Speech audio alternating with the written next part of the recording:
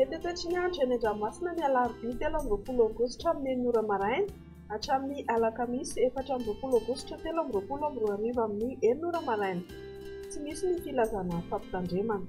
Ho amin'ny morontsiraka Atsinanana tanjona Bobaomby hatrany amin'ny tanjona Angotsy, anorana malefaka ny atsimo Sambava, andrahona amin'ny Tsitokotoko kosa any Akafa. Ho avy atsimo Atsinanana andrivotra ka 7 hatramin'ny 30 km isan'ora, hatratra 5 hatramin'ny 20 km isan'ora indraindray manakaiky ny tanjona Bobaomby.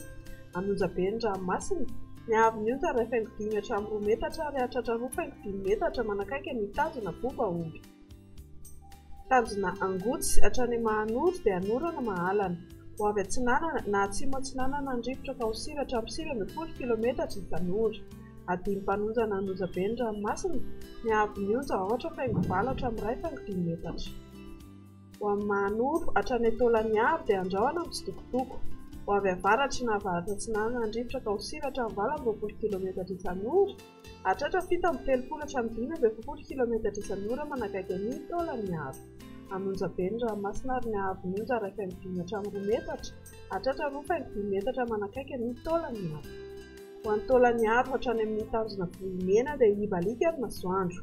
Ho avy Atsinanana andrivotra amin'ny ankapobeny ka 9 hatramin'ny 30 km isan'ora, hatratra 20 km isan'ora indraindray.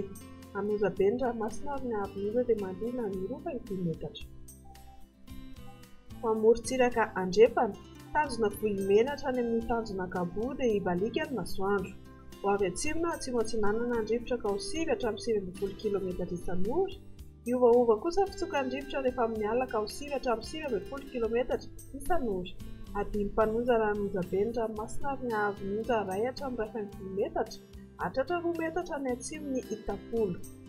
Ho amin'ny tanjona Akabo hatrany amin'ny tanjona Bilanandro, ibalika ny masoandro. Ho avy atsimo ny rivotra amin'ny ankapobeny ka 7 hatramin'ny 70 km isan'ora.